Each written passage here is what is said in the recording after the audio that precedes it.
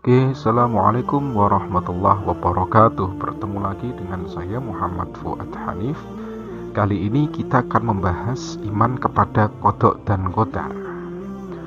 Qada dan qadar sama dengan takdir. Coba kita buka. Kita bahas pada pertemuan kita pada kali ini.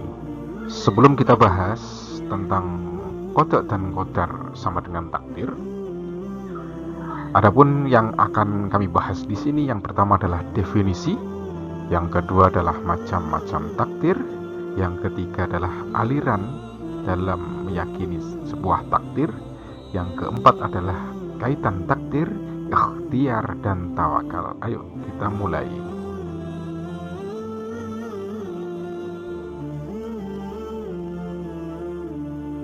Pengertian qada dan qadar.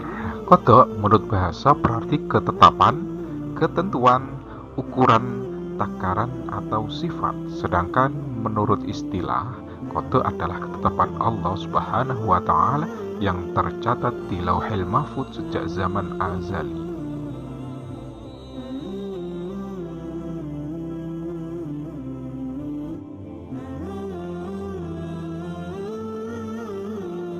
Sedangkan qadar, menurut bahasa, qadar berarti ketetapan yang telah terjadi atau keputusan yang diwujudkan. Sedangkan menurut istilah, qadar adalah ketetapan atau keputusan Allah Subhanahu wa Ta'ala yang memiliki maha sifat maha kuasa atas segala ciptaannya, baik berupa takdir yang baik maupun takdir yang buruk. Dengan kata lain, qadar dan takdir merupakan perwujudan atau realisasi dari qada.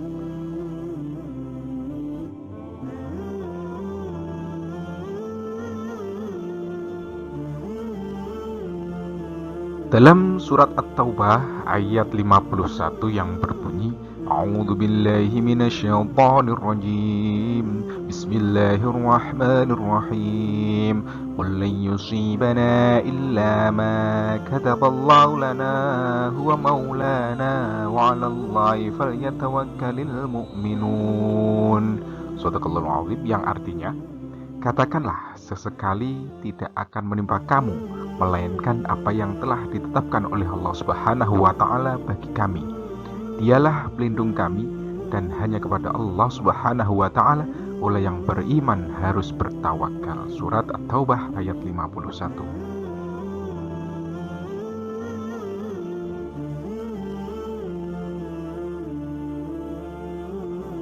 Oke, setelah kita mengetahui definisi qada dan qadar, maka kita akan membahas yaitu macam-macam takdir.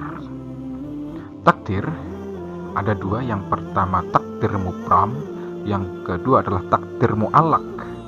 Sedangkan menurut istilah, takdir mubram adalah takdir atau ketetapan Allah Subhanahu wa Ta'ala yang tidak dapat diubah atau tidak dapat diubah oleh siapapun. Contoh, setiap makhluk pasti akan mengalami mati.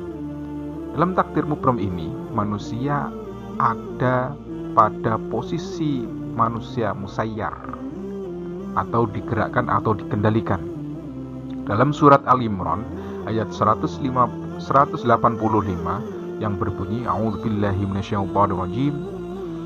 Kullu nafsin dha'iqatul maut wa innama tawaffawna ujurakum yawmal qiyamah. Shadaqallahul 'azim. Artinya, tiap-tiap yang bernyawa akan merasakan mati.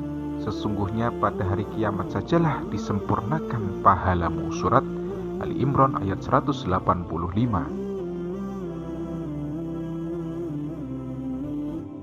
Yang kedua, takdir mu'allaq. Takdir mu'allaq adalah takdir yang masih dapat diubah melalui usaha manusia.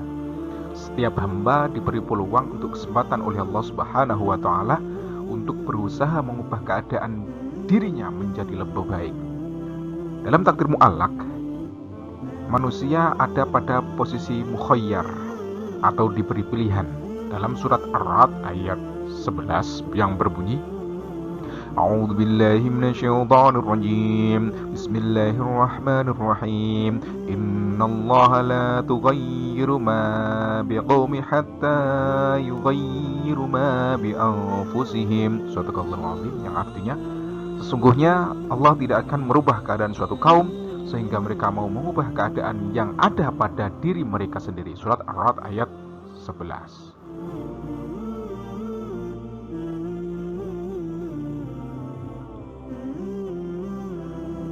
Nah, sekarang dalam menyikapi takdir Allah Subhanahu wa taala, manusia dibagi menjadi garis besar 3 kelompok aliran dalam menyikapi takdir Allah Subhanahu wa taala.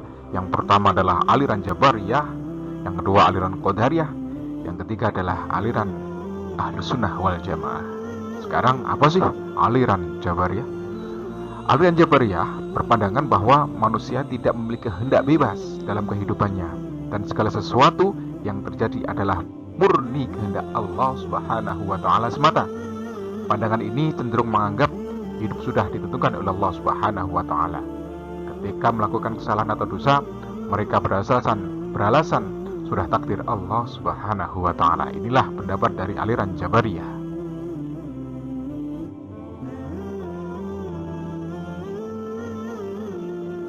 Yang kedua, aliran Qadariyah. Aliran Qadariyah berpandangan bahwa Allah Subhanahu wa taala memberikan kebebasan pada manusia untuk menentukan jalan hidupnya. Oleh karena itu, apa-apa yang diperbuat oleh manusia adalah berkat usaha dan kemampuannya sendiri, sehingga tidak ada lagi campur tangan Allah Subhanahu wa taala di dalamnya. Manusia mempertanggungjawabkan segala perbuatannya kepada Allah Subhanahu wa taala kelak di akhirat. Ini menurut aliran Qadariyah. Jadi manusia yang berkemampuan untuk membuat takdirnya sendiri, ini menurut aliran Qadariyah.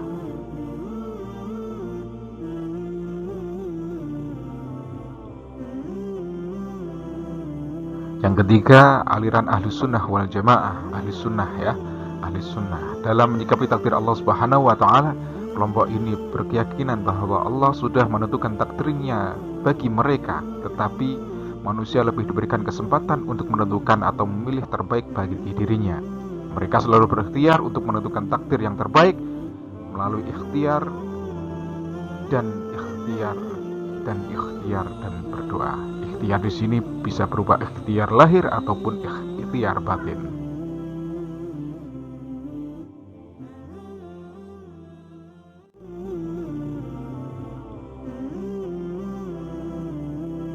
Yang selanjutnya, kaitan antara takdir, ikhtiar, dan tawakal. Kalau kita ketahui bahwa antara takdir, ikhtiar, dan tawakal adalah 3 hal yang sulit dipisah-pisahkan. Karena terkait takdir mubrom, yaitu manusia menjadi musayyar, digerakkan atau dikendalikan. Takdir mubrom di sini tadi apa?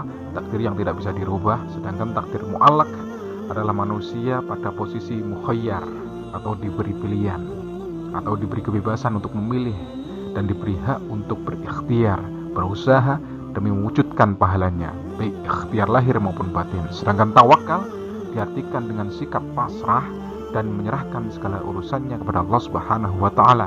Tawakal ini menanamkan kesan bahwa manusia hanya memiliki hak dan berusaha, sedangkan ketentuan terakhir tetap di tengah Allah Subhanahu wa taala, sehingga apabila usaha berhasil, ia tidak bersikap lupa diri, dan apabila mengalami kegagalan, ia tidak akan merasa putus asa. Jadi kaitannya takdir, ikhtiar, dan tawakal di sini ya. Ya, itulah tadi pembahasan tentang iman kepada qada dan qadar. Terima kasih.